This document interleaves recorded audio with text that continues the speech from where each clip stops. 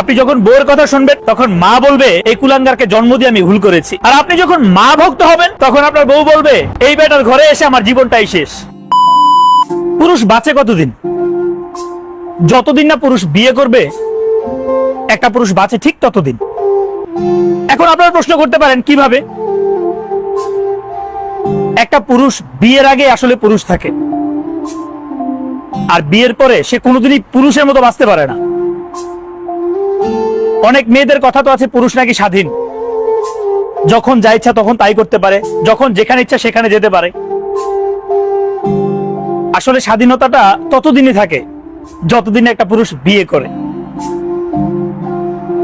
আপনি যদি পুরুষ হয়ে থাকে তাহলে কথাগুলো আপনি শুনে যাবেন। আপনি বিয়ে করবেন, আপনি যদি নিজের বউয়ের কাছে ভালো থাকতে চান তাহলে লিখে রাখেন কোনোদিন আপনি আপনার মায়ের কাছে ভালো থাকতে পারবেন না। আর আপনি যদি আপনার মায়ের কাছে ভালো থাকতে চান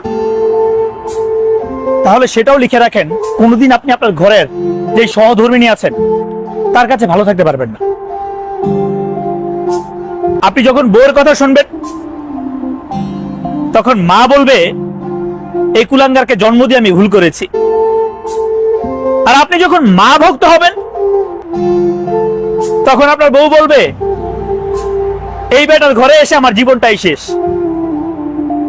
এই দুজনের এই চাপাচাপিতে না একটা পুরুষ আর পুরুষ থাকে না, তখন একটা পুরুষ ভিতর থেকে মরে যায়।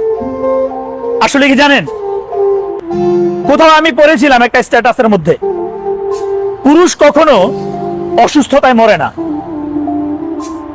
পুরুষ মরে হচ্ছে মানসিক যন্ত্রণায়, মানসিক টেনশনে, আর কিছু কাছের মানুষের অবহেলায়।